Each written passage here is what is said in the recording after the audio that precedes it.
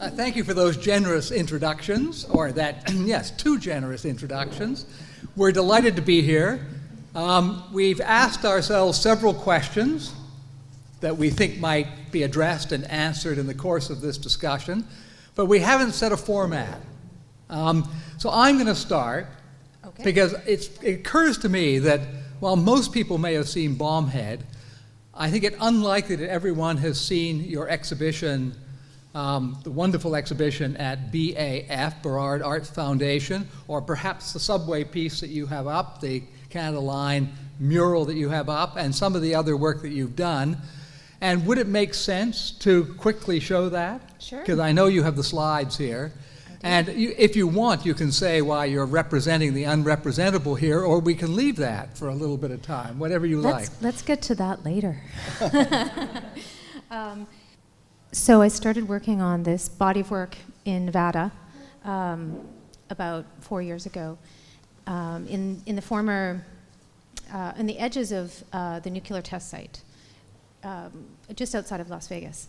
And there's a peace camp there, people inhabited for approximately from the 1950s into the 1990s, into the end of the Cold War. And I was just really interested in that site as an archaeological space that's abandoned. But why is it abandoned now? You know, it's still a very vital conversation to be having. And so I became interested in this glassware, which is colored with uranium oxide, makes it glow green under UV light. And I brought it into the desert and photographed it. And then I expanded that work a little bit in my studio in Vancouver, and this is the display at the Broadway SkyTrain station.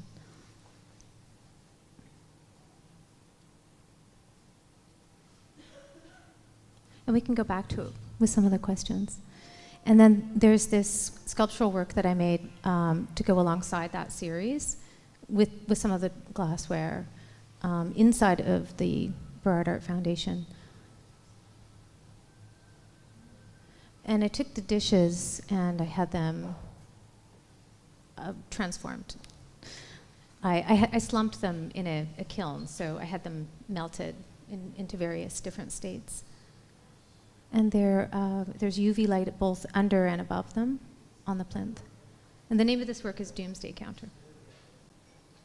So John, I have a question for you that I think might be a nice way to segue in.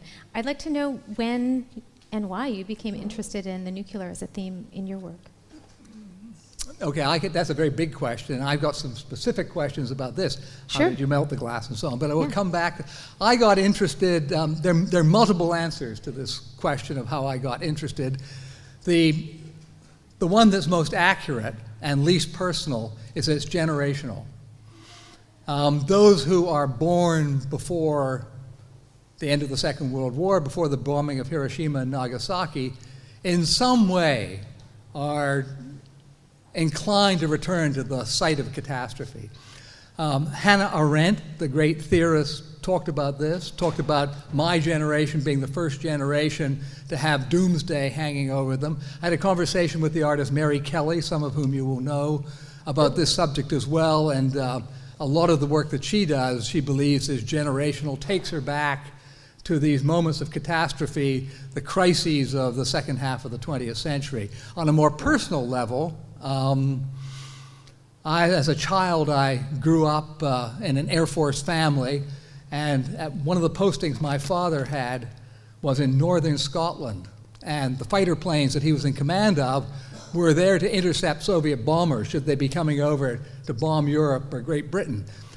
I had no idea that's what they were for. They took off, they landed. As a boy, I was excited by them, but I never asked, and I was never told what the purpose was. And shortly after that, I was sent to reform school in Port Hope, Ontario. And the oldest extant nuclear refinery, nuclear facility in the world is in Port Hope for refining uranium ore into uranium hexafluoride. And the factory on the waterfront, which I saw practically every day, was there to do its business, but I never asked what it was for. Nobody ever told me what it was for. And here it was producing uranium hexafluoride for being sent south to the United States or to Britain for further refinement for use mostly in nuclear weapons. But I didn't know. So those are some personal and some generational reasons for being interested in this particular subject. But the main one is that at the time I started to look at this material, which was following 9/11 and a number of events that occurred in the early 2000s, was because I recognized that we'd reached a point where everybody had forgot to be afraid. You know, in 1989, the end of the Cold War, the arms race seemed over, and yet the arsenals remained, 60,000 nuclear weapons around the world, and it seemed to me that that was a great deal to be concerned about. And when I heard that the United States, under the Bush administration, was going to modernize, in other words, build a new generation of nuclear weapons, I thought, herein lies madness. And so I began to talk about it. I lectured, and this is a longer answer than I intended, but I've sort of lectured in Japan, China, throughout the States, Europe, Israel, Palestine, and South Africa, and other countries on this subject. And part of it that comes from the deep disquiet and discomfort I feel in being in a world that has as much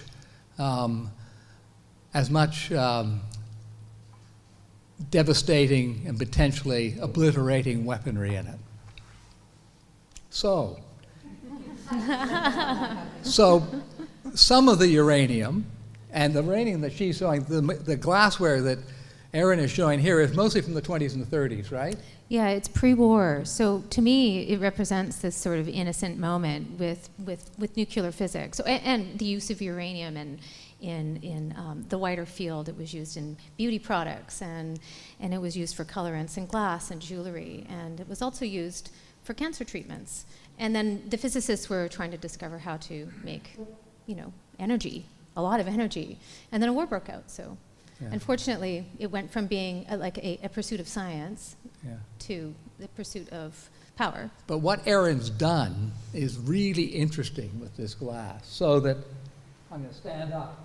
In a photograph like this, or these ones here, where you see the rubble of the Peace Camp in the Nevada test site, just at the edge of the Nevada test site, right there with the uranium glass on it, she has returned something with potential threat in it back to a place of threat and brought the two together.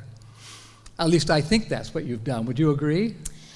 Yes. I like that. I like that these objects are double-edged. They're both sort of like a representation of the absent people that once lived there in their domestic settings. That was a fire ring, and probably people sat around there and ate. Of course, these dishes, they don't call up camp necessarily to me, but somehow they call up people.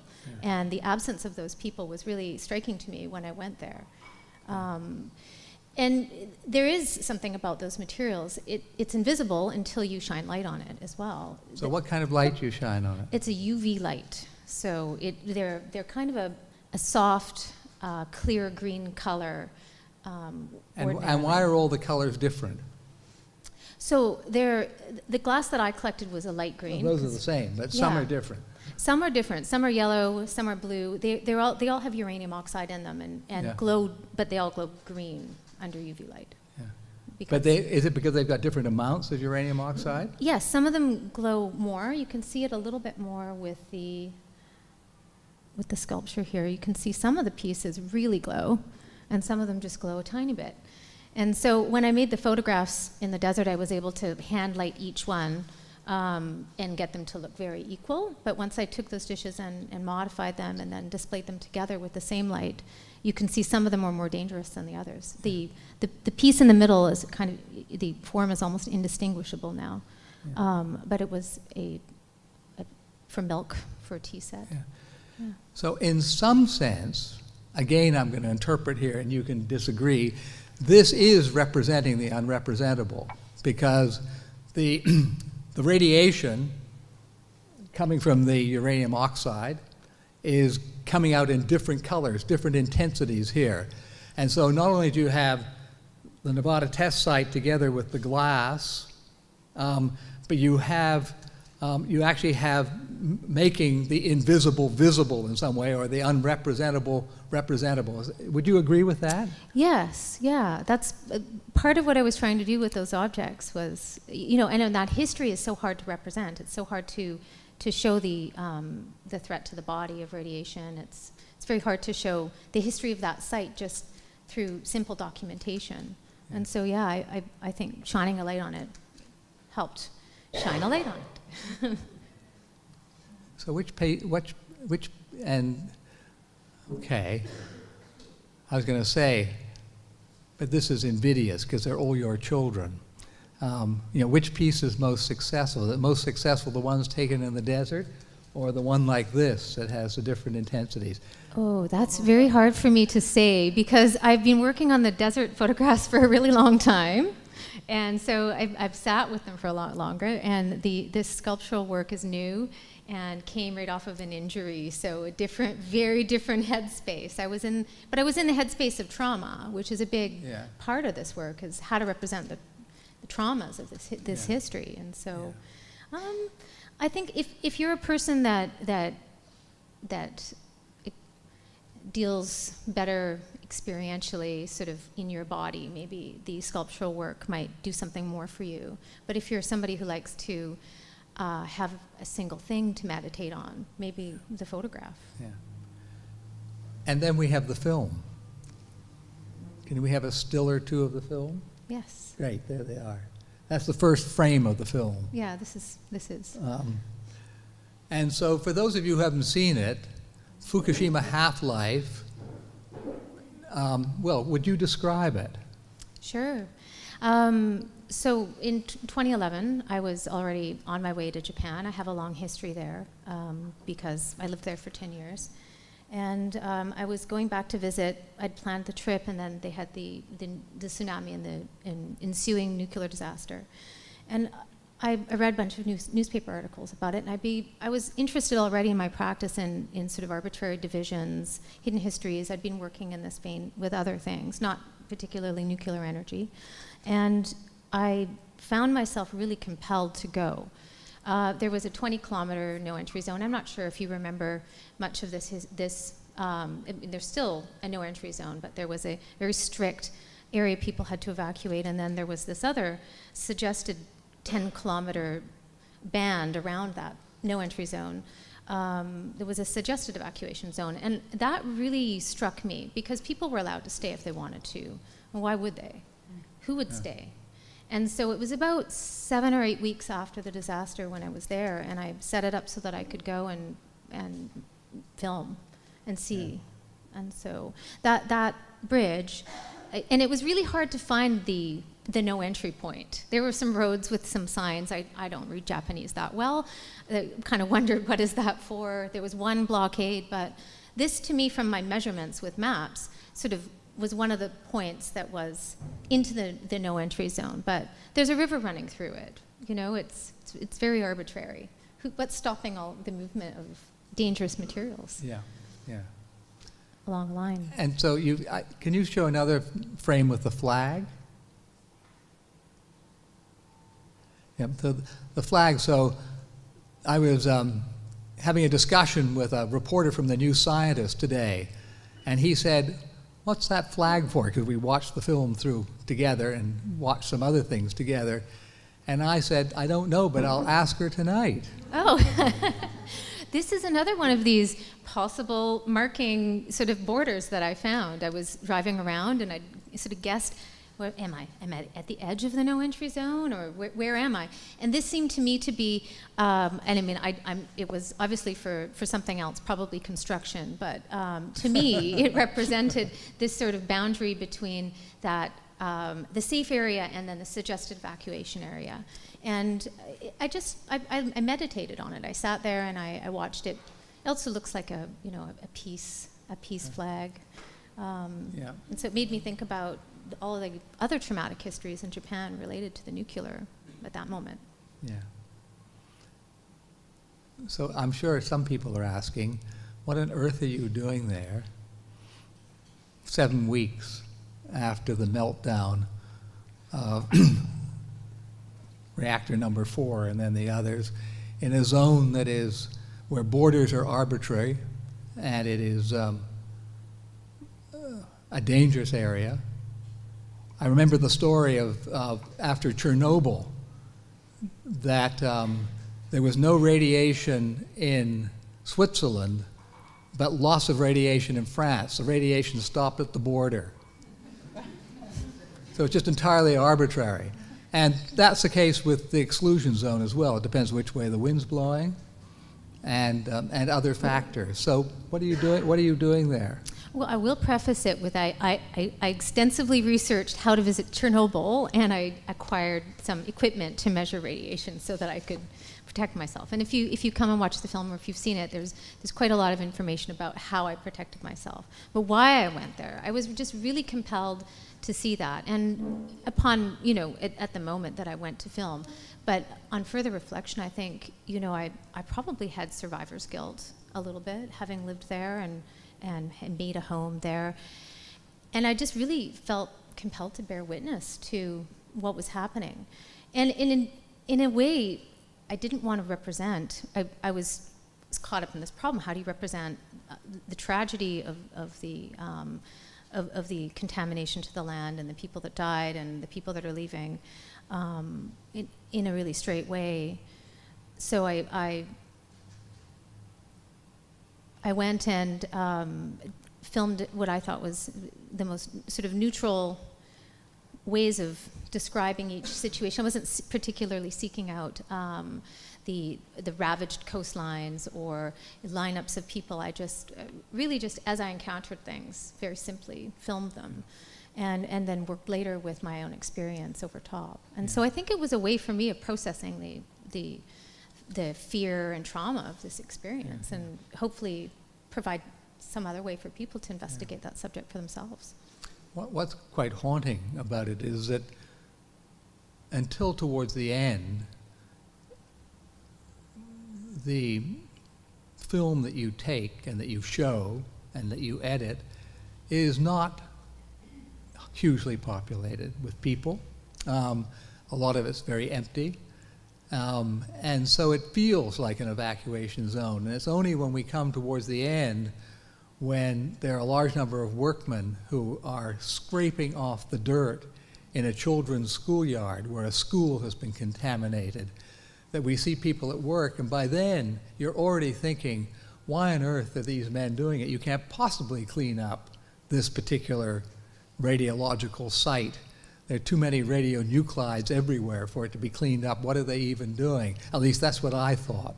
And yeah, I had really interesting conversations with them because I'd been mainly alone for the first 3 or 4 days of the trip. And at the end, I just discovered this, 50 people working away at a school. And, I asked them if I could film them, and I spent some time with them talking to them. And they were almost all volunteers. They weren't hired by any governmental body. They were just people that wanted to do something.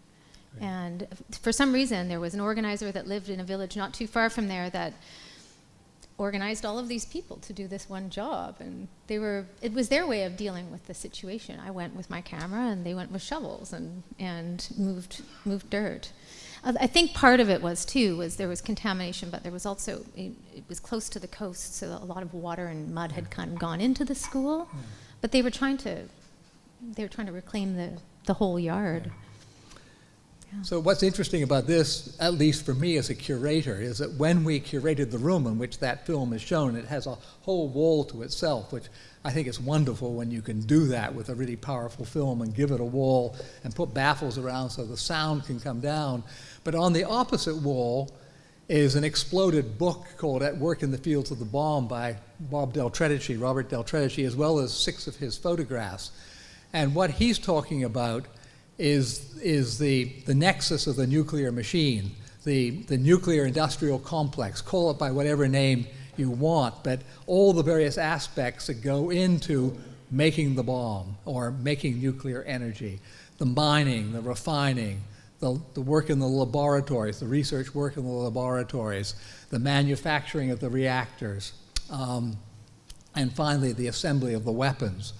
And he has all that, and that is opposite what you're showing, which is the space of an actual disaster. It is the space of a disaster in which there's another body of people trying to clean up that waste and failing to do so. Yeah, I've become more and more interested in all the links to industry and mining itself and Canada's role in that. You mentioned Port Hope.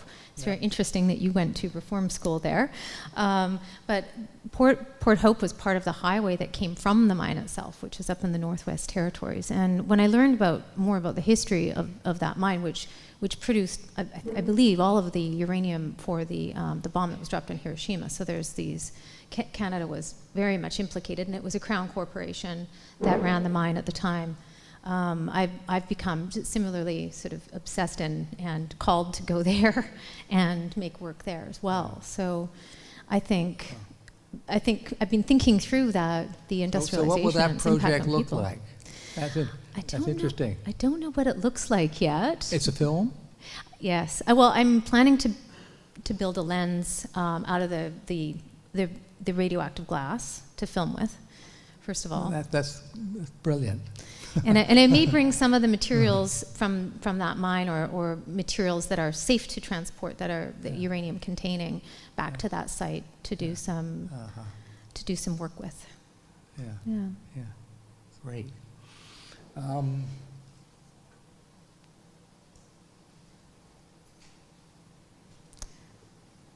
So John, I want to ask you a question. Okay. How do you think that the photographic? Well, you're very invested in photography, and in the nuclear. And so, how do you think photography in particular works specifically in relationship to the nuclear, or does it? Yeah.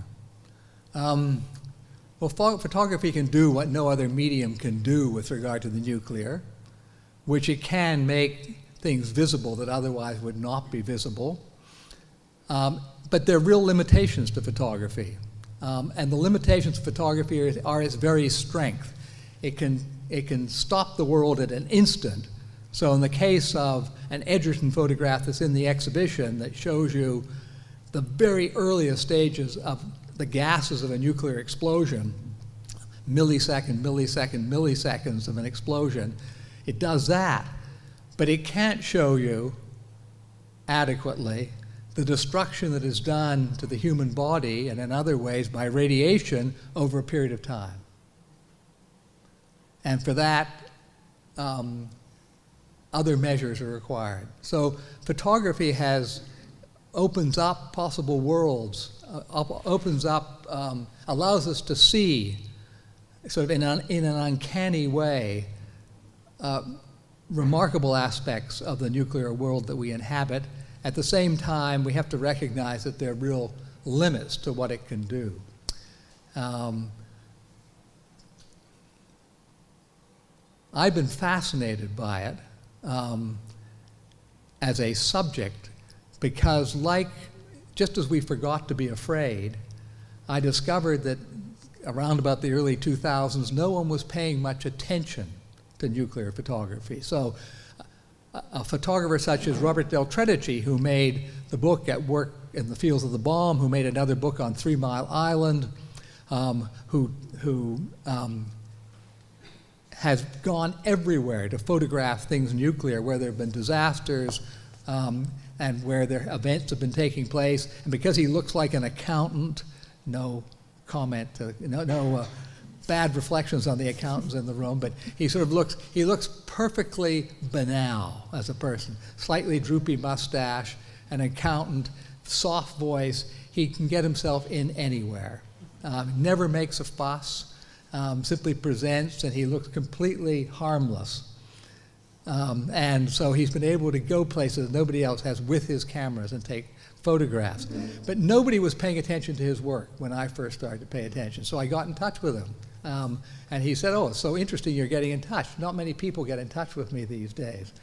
And I think he's about to have many more people get in touch with him because the work that he's done with a camera to expose the nuclear industrial complex is remarkable. But it's not just him.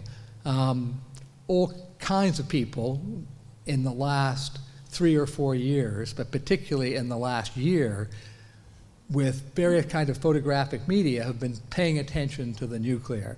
In part, it's the brinkmanship that's being engaged in by Putin, by Trump, by Kim Jong-il. And in part, I think it's finally caught up to people that this is something, along with climate change, and maybe it's a subcategory of climate change in some ways, that we need to pay attention to. So Yale Bartana, I've got the last name wrong, but has just is now showing film based on Dr. Strangelove in Germany, along with actors and actresses present who were in it. It's called 2 Minutes to Midnight. There's another piece that's called Doomsday Piece by somebody else. And every time I turn around, there is new work that's being made. And I take this as a hopeful sign in dark times. There's a wonderful, be my last comment to your question. Yeah. But the great poet and playwright Bertolt Brecht said, just in 4 lines, what I feel about this. He said, in the dark times, will there also be singing? Yes, there will also be singing in the dark times. About the dark times, I mean. So I think there's a lot of singing going on, and I think there's singing going on because there are dark times. A new book is just out on Rachel Carson. No surprise, New Yorker gave it 4 or 5 pages, or returned to Rachel Carson's work. Her last bit of work before she died she was going to talk about the rising seas, but died in her late 50s before she could do it. So yes, nuclear photography. It can do a lot, but there are things it can't do as well. Do you agree with that? Can you do everything with photography and film? Well, I spent some time. I used to think so, and then then I moved into film and installation and then sculpture. I think that for many people, possibly these very difficult subjects, traumatic subjects, or difficult histories, people feel are maybe best represented with non-representational forms like poetry or sound work or music or writing.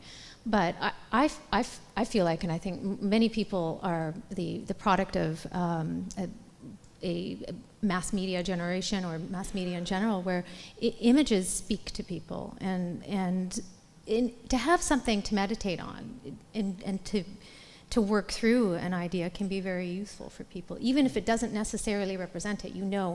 The flag is somewhere near the nuclear disaster in Fukushima, and what that means for you. You could see peace, or you could see something hopeful in the flag. Yeah.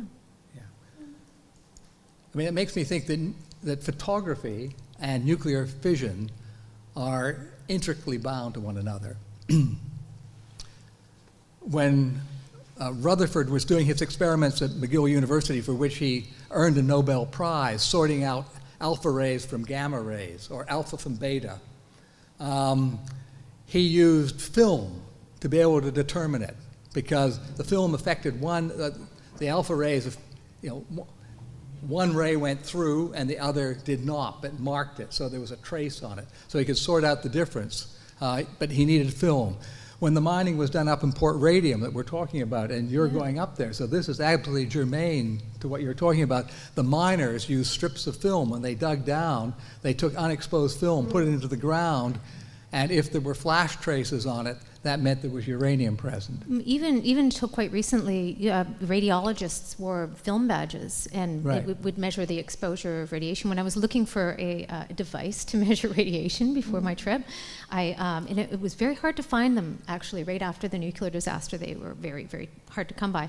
I managed to get something called a dosimeter, which measures cumulative, but it also would give you a spot rating if you needed it. And it made me think about how, well, it was digital, so it wasn't working like the film badges, but there were film badges available. That was one of my options. And it made me think about the fact that I was bringing film, too, that I was shooting it on film, and that was important, even if imperceptible, that the radiation was affecting it. Yeah. I mean, for this particular project. Yeah. and cameras were also used. So Erin's using the camera to make visible what otherwise wouldn't be immediately apparent, to make us think more and to reflect on the places and the work that she is doing. Harold Edgerton and other photographers took photographs of nuclear explosions with specially made cameras.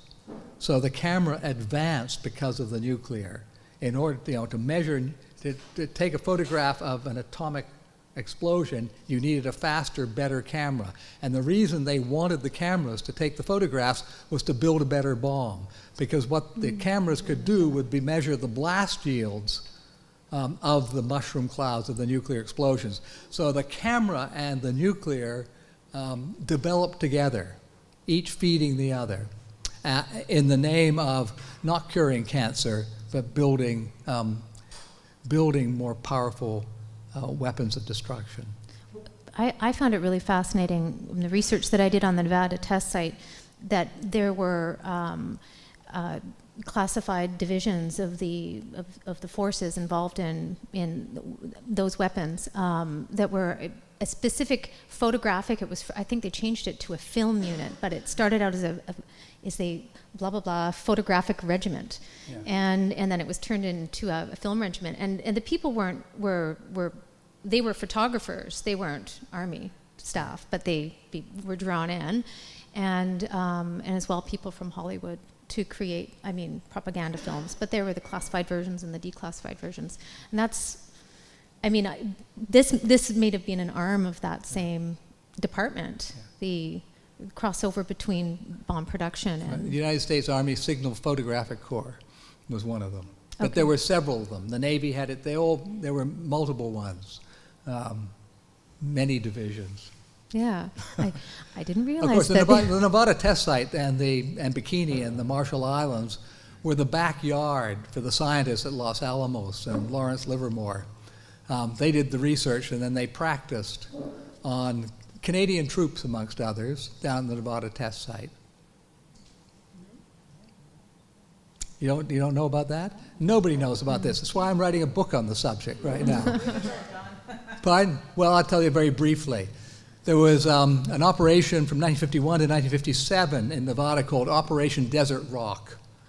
And these were situations in which troops, mostly American, but some Canadian, on some of the tests, Canadians were involved in 7 of the tests, were sent onto an atomic battlefield and ordered without rad-safe gear to move towards ground zero, while technicians went along and measured the radiation on them to see how soldiers could hold up on an atomic, in a nuclear war zone. And many died of cancer. Those who survived finally got compensation during the Mulrooney years, $24,000 each. This makes me think, John, about the link to the uranium production in Northwest Territories and the Dene Nation that hosted the original mine that was private and hosted the government and provided workers in the mine who were also not told of the dangers and not protected. Right. And then those Dene, whom you're going up to see when your work, they did something extraordinary.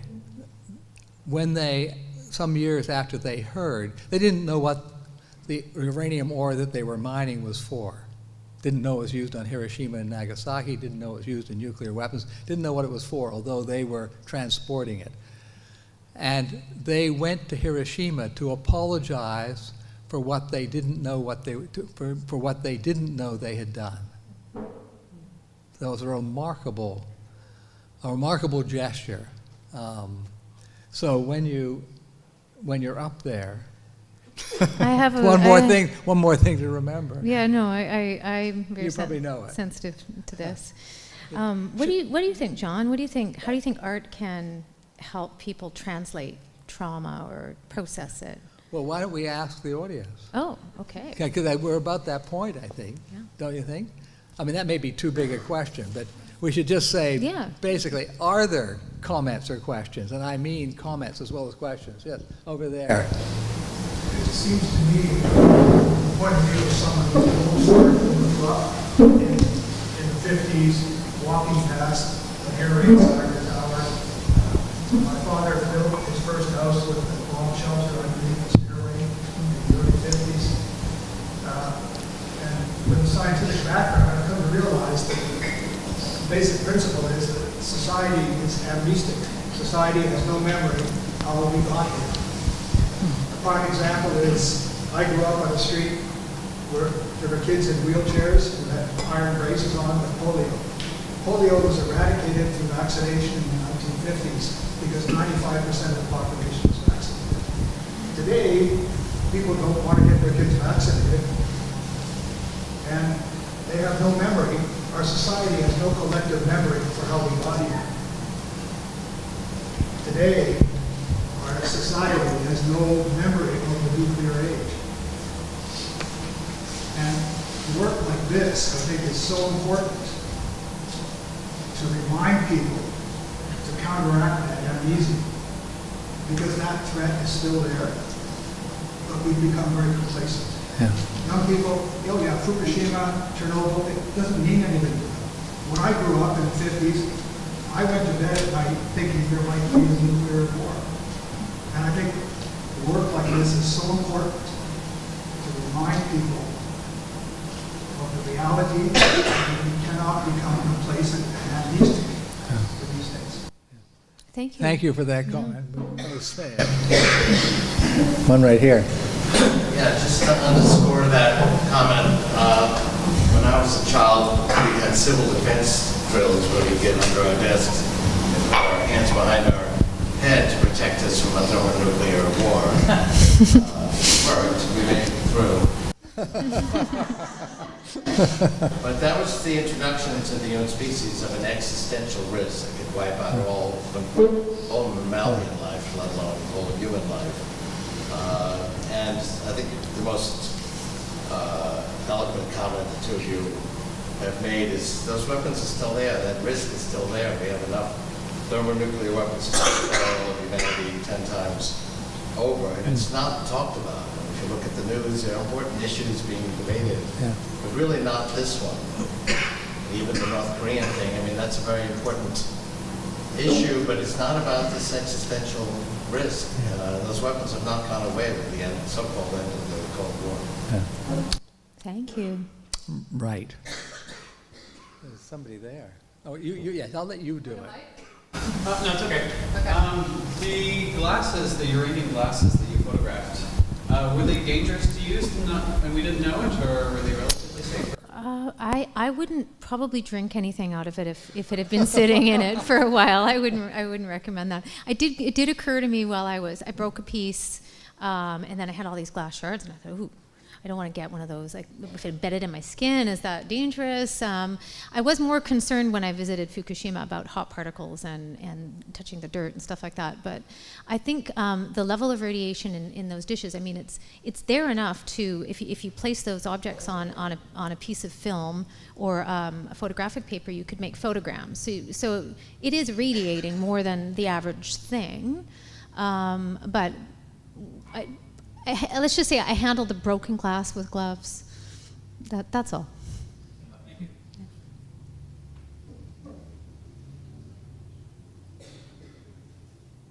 Yes. Yes. Spent many fascinated hours in your edited, the collection you edited, Camera Atomica camera. And one of the most moving articles was by a Japanese writer who described the origin of the expression in Japanese, which originally referred to the people in Hiroshima and Nagasaki who had been exposed to radiation.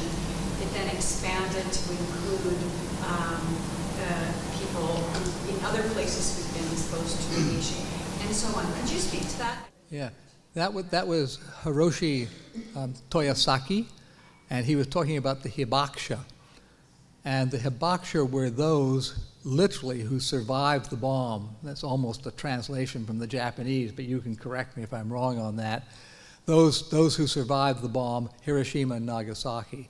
What Toyosaki has done is he's expanded that definition of the Hibakusha to all those who have survived nuclear testing that's been highly dangerous and has spread radiation, such as in the Marshall Islands, those affected by Chernobyl and Fukushima, and so on.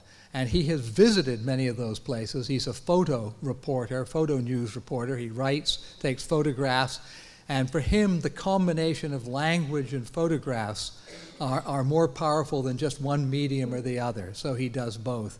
And he's gone around the world to report on their stories.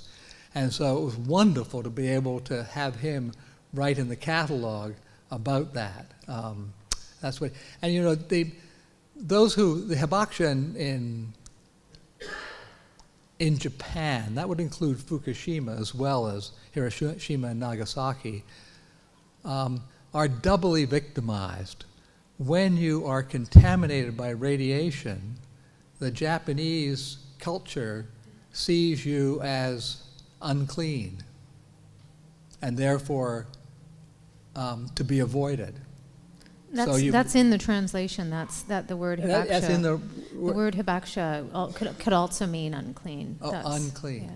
So I don't know there's whether this happens in other cultures as well, but it certainly happens in Japan. So those who have, suffered once, suffer twice. Thanks. There's a comment at the back. Yes, I'm interested in talking about photography in the nuclear. I'm interested in motion pictures in the nuclear as well. And this is a question for both of you. First, Erin, I'm interested in the sort of polarities in your work between traditional documentary on the one hand and kind of Vancouver school film installation like Mark Lewis and Stan, etc. On the other, you occupy an interesting place between more narrative documentary and film installation. You're right. And then for John, or both of you, just the place of film, motion pictures in this way. I'll speak to that weird divide. I've shown this work to different crowds and different in more film screening type of situations and in gallery installation situations. And the film crowd usually says that's a really interesting experimental film. And then the art crowd says that's a really great documentary film. So it really does kind of go somewhere in the middle between. And I'm all right with that. I come from both practices. So, but what do you think about the relationship to the cinema or to cinema? I actually think that's a very good answer to your own film. And the different audiences for it. But in answer to motion pictures and film, there are over 1,000 Hollywood films, or not just Hollywood, yes, 1,000 Hollywood and many more independent films, motion picture films, that deal with the nuclear. And they continue to be made, at least where where the nuclear figures, where a bomb or some aspect of the nuclear figures in the film. And an tall Australian with a thick accent called Broderick has pulled all this information together, and you might even find it, if you're interested, online, because he was planning to do that, and I haven't checked it lately. But we gave a talk somewhere in the world together, and he was talking on that, and I was astonished to discover there were so many motion picture films dealing with nuclear energy in one way or another. I think just on a very formal level, when you add time. So when I've engaged this subject with film, I've done both, film and photography. When you have time to think about the subject, and it could be that it's a narrative film that's very full, and they give you all of the things to think about in a very sequential, typical way, or it could be something that's a little bit more open-ended or a little bit more spare, like some of the films the other films in the Bombhead exhibit as well, where there's not really a narrative necessarily, a dialogue narrative, and you can spend time engaging that in your own way.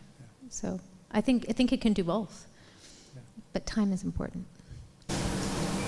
I think in relationship to the comment of how the culture forgets, we forget about things, we forget about this history in relationship to cinema, that it's like it's a thematic. It's like the bomb shelter. The person wakes up in the bomb shelter, and there's then this story ensues.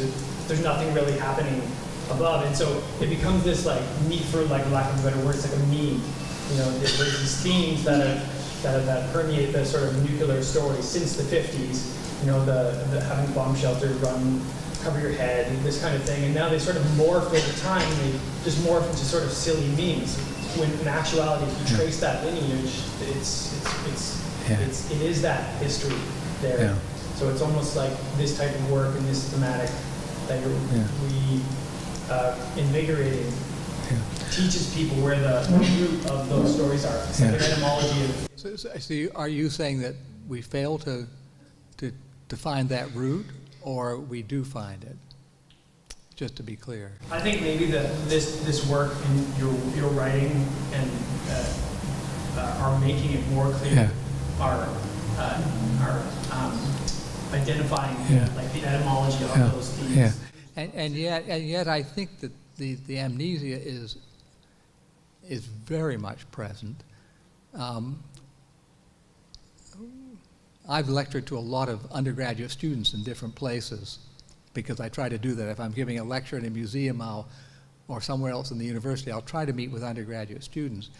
And I often get the comment that while they're being polite, interested in hearing what I'm saying, they think that it's nostalgic. In other words, it's in the past. To be thinking about it's in the past. There's something quaint about it. It's not immediate. So that would very much tie in with your comment over there. And that you may be right. It may be beginning to shift now, but it'll take some time. Yeah. Kim. Just maybe to talk more about how people learn about nuclear energy, and maybe everyone under the age of 30, their only experience is Homer Simpson works at a nuclear power plant, and that's kind of that's the extension of it. Yeah. Whoops, and slipping stuff all over the place, and nothing ever really happened. And nothing happened. Yeah, there's a lot of sort of parody in the cultural lexicon around nuclear themes, and it isn't actually very funny. Although, to be fair, Dr. Strangelove was a film made, kind of quite a long time ago that has a lot of humor in it too. So you can actually highlight something really tragic and scary through humor, but I think Homer Simpson is maybe not the best example of how it entered the cultural lexicon. Yes. Your work focuses on the fission process. And I guess at the end of the World War II, there was a fusion bomb as well. Yeah. Since that period, fission has been used for peaceful power purposes. Yeah. We have a company in town that's working on trying to use fusion to generate power. So, is there any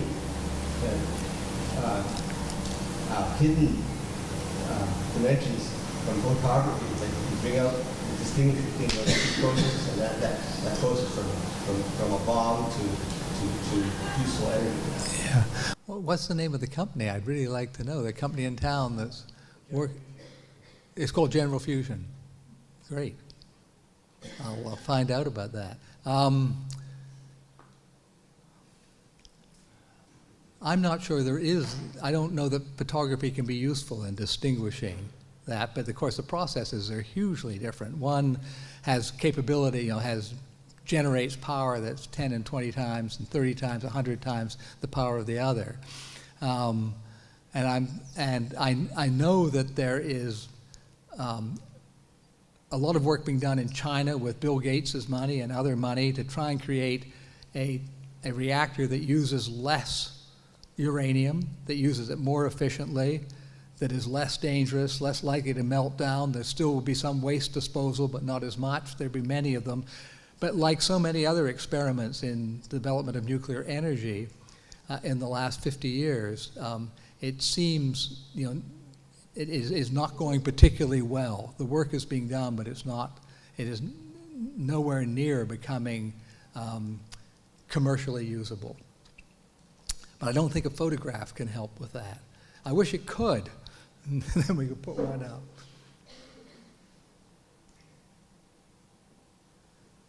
Is there anything else? Marina. It might be an obvious question, but what happens when you melt the glass? Oh, yes. And I mean I got pretty freaked out when I saw that. It seems that it would release something more.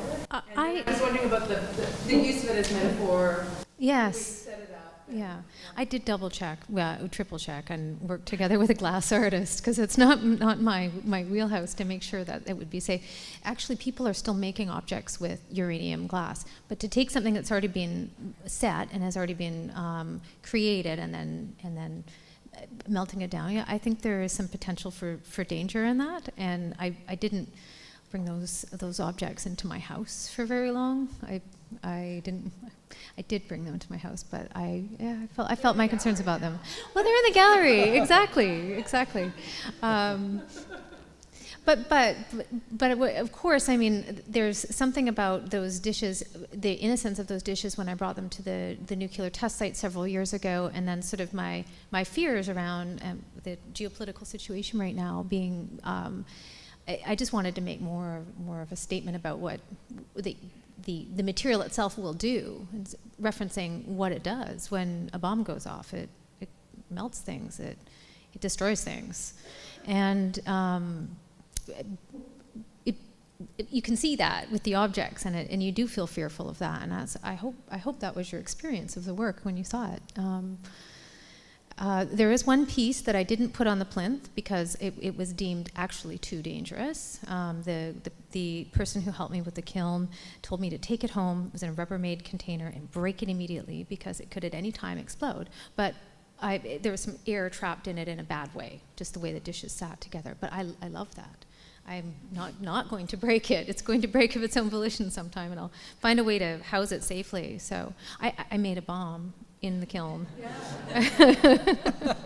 accidentally, but I'm kind of pleased. I'm pleased of the result of that. Of course, I don't want to injure anyone with it. So, but I like what the materials did on their own.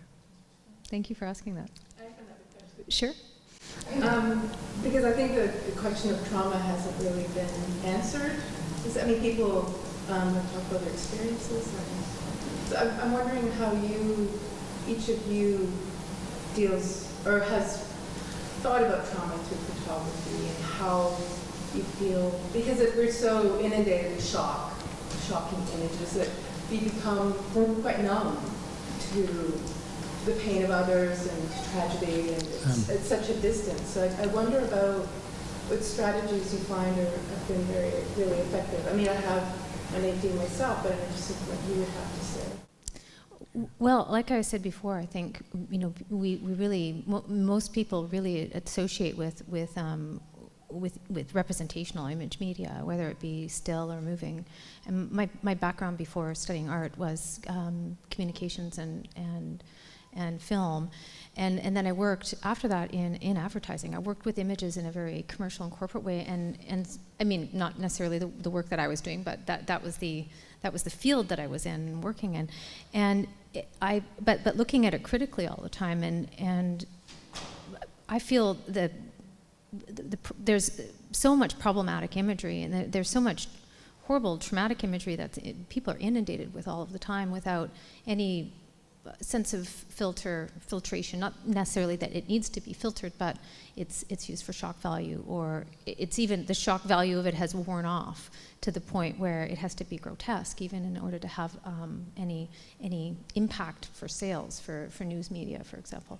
But what I like to do in my own work is I like to take things back to a much more simple, plain sort of field to view, and subject-wise, but also ornamentally, and to give people space to think about the subject matter without being inundated by the subject matter. Or how that permeates our lives, like that kind of slow violence of the radiation in the dishes, and how it really, we don't think of it, but it's, yeah. Oh, absolutely. That's what I got out of it. And there's so many wonderful writers writing on that subject and in relationship to photography or just in relationship to art. That greatly informed my work. So. And I think that's an extremely good way to go about it, slightly distanced. Susan Sontag had great reservations about photography, particularly as it relates to pain and suffering. Yeah. And she felt that we had become numbed by the huge numbers of images that we see daily of human suffering. And she changed her mind towards the end of her life and thought that on occasion there was possibility that it could make a difference and that it could bring about change, social change. And I think she's about right on that. There are times when it can make a difference, but I think one has to continue to have great reservations about what it can do. And I actually much prefer the kind of strategy that Erin's involved in. Yeah, that was who I was referring to. One of the people I was referring to just now that greatly informed right. Susan Sontag. So.